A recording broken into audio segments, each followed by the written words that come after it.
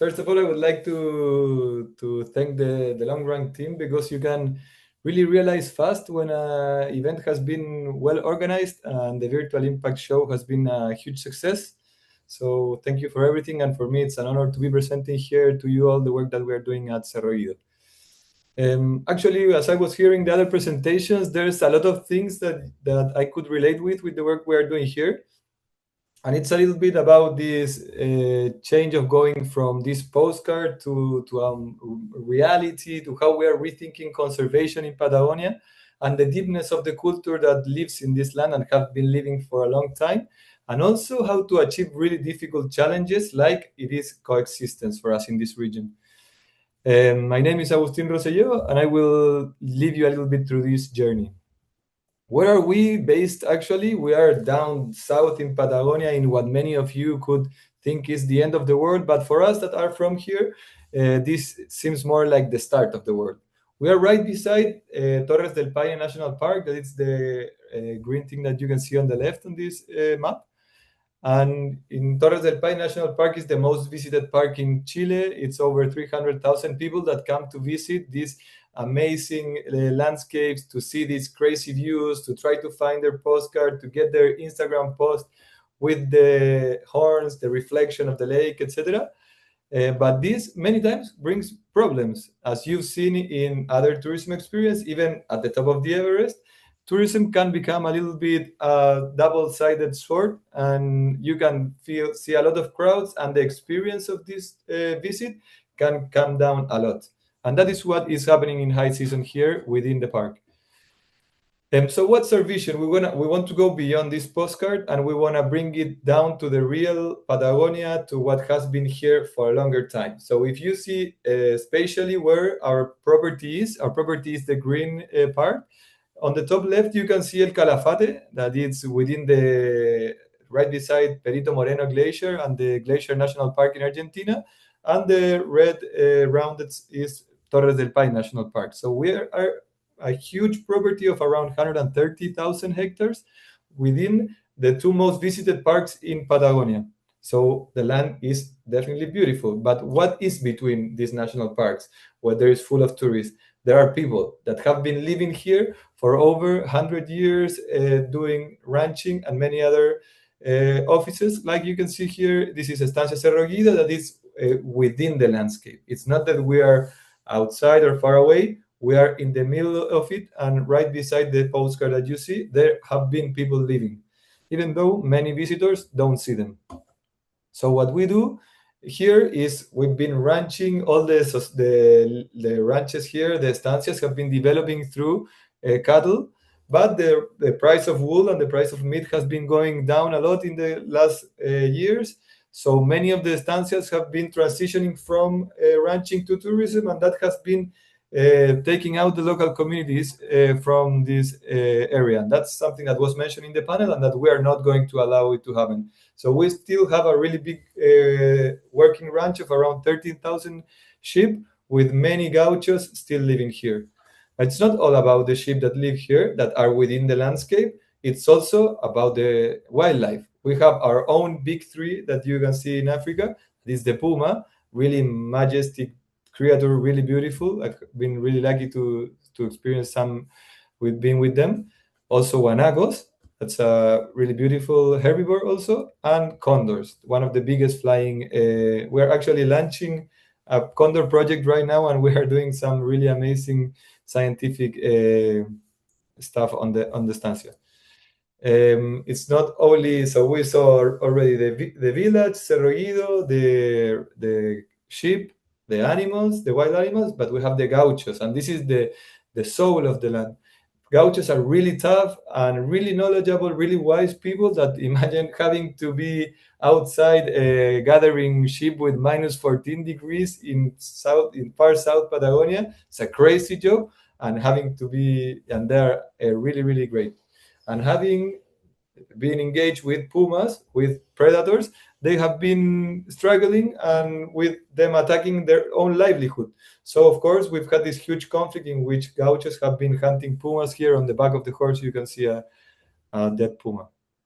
And this for me is a representation of the conflict. So you can see this gaucho with its livelihood, with its sheep, and on the other side you can see the puma that has always been living here and has been engaging in the same territory with this situation.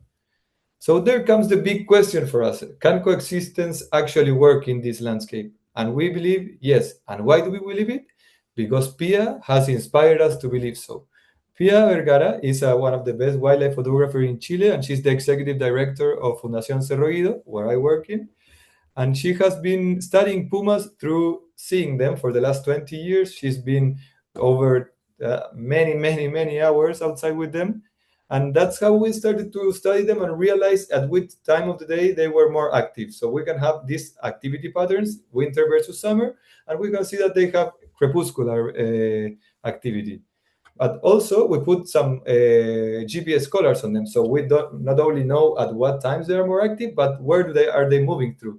So we have more dots on the left in the creeks, and that relates directly with where most of the kills that you can see on the right are happening. And then we have developed this huge success that are the superstars. I will talk to you a little bit later. That are these guardian dogs. So how does all this come to the territory? Is the conservation model that we are trying to have here is a territorial approach in which the researchers, the people that work in conservation that are in our team, can gather the knowledge, like the activity pattern, where are the pumas moving, etc., and help the gauchos that are doing their livelihood continue to do their activity in the same land. But that's when the third part of this triangle comes, that it's really important for us, that it's tourism, and that's why we're here also in this event. Tourism has been the one that has let us take this out to the world, showcase our work, and also has become a really important income source for both the conservation and the ranching.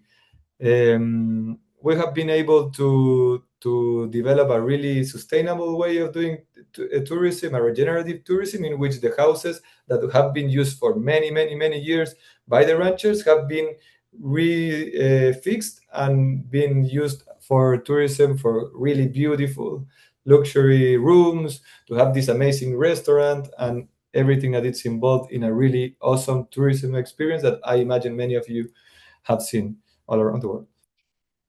But the insights, what's the data that we have gathered? Is it really possible? Are the pumas actually eating the sheep and we are trying to look to their side? No, we have already gathered more than 50 samples of feces in which we have analyzed them and realized that actually most of the biomass that pumas eat are guanacos and then hares. And actually, sheep are really small amounts. So that's the first myth that we brought down from the local communities. Then maybe they were saying, okay, they maybe don't eat them, but they are still hunting them and killing them. And that's why we brought our model, the non-lethal method, in which we have dogs with collars, sheep with collars, and pumas with collars. And we developed a really big experiment in which we had 6 fields and 2 controls, was a 1 control and 1 treatment, one without dogs, one with dogs, and we got started to analyze the interdynamics between these species. So you can see the guardian dogs that have been living with the sheep since they are really small, how they move and they behave like they were part of the flock, and then they protect them from the pumas. So now from the left, you will see 2 pumas start to get close, and the dogs go and start scaring them away. Then the pumas decide it's not worth it, they leave, and you can see that we went to the field and realized that no sheep has been lost, and that's success for us. So the method is working. And if you want to see it more graphically, here you will see a puma jumping the fence. So you can look at the hour. It jumps, and if you listen closely, you will hear a dog barking. And less than 10 minutes later, the dog will appear in the same spot and mark the territory so the puma doesn't get close. This is also a graphic example that help us talk with the ranchers and tell them, look, this actually works. They never engage in conflict, so don't worry. The pumas avoid conflict and they run away because they don't want to lose their capacity to hunt. This road has made us been able to collaborate with different gauchos. We've been having meetings. We have been developing heat maps in which places of the land it's more dangerous for us to put the sheep. So we gather them away from there. We put the dogs. We have developed a really amazing method that has been working with less than half the kills of the sheep than when we were hunting pumas. Just imagine that in Cerro Guido, in this same estancia, we used to hunt over 80 pumas a year until 2018. So that's a lot of pumas that were hunted. And now, with all those more pumas, we have less kills, half those kills. So happens 2 months ago that destroys all our all our work that we were doing on some sense? Some ranchers hunted a puma, and this became viral on social media. So we started getting in the eye of everyone in Patagonia that we were hunting pumas, and that hit us really, really hard. It started questioning: is it worth it what we are doing? All the work that we are actually putting into this, when this kind of stuff can still happen. But then we have a realization, and we say, okay, no, we want to keep going. And it's that data is not enough. Coexistence is not just ecological, but it's cultural. It's about the people. So what's the shift that we're taking now? We are shifting from science to people. And as they say here in Patagonia, there's always a black sheep in every flock. So we're going to have to live with that. And that chain is only as strong as its weakest link. So we need to work on the people and train them, educate them, share them the knowledge. And as Jane Goodall said, that it's a really big inspiration for us. We can not do it in our own. We need to work together and inspire each other to make the changes the world needs. I want you to focus your attention on work together and inspire each other. When I tell you the next slide, that it's Mirko. Remember the guy that I showed you, the gaucho that had hunted the puma a couple of years ago? Now Mirko works with us, and it's a conservationist. He's the one that takes care of the dogs and help us bring down this conflict. So now we realize, and we are working stronger than ever. We see this situation that happened as an opportunity, because it's not about the one puma that was hunted. It's about the lives that we have changed and the more than 500 pumas that we have saved in these last 7 years. So thank you. I invite you all to visit this experience. I thank the Long Run team for hosting us.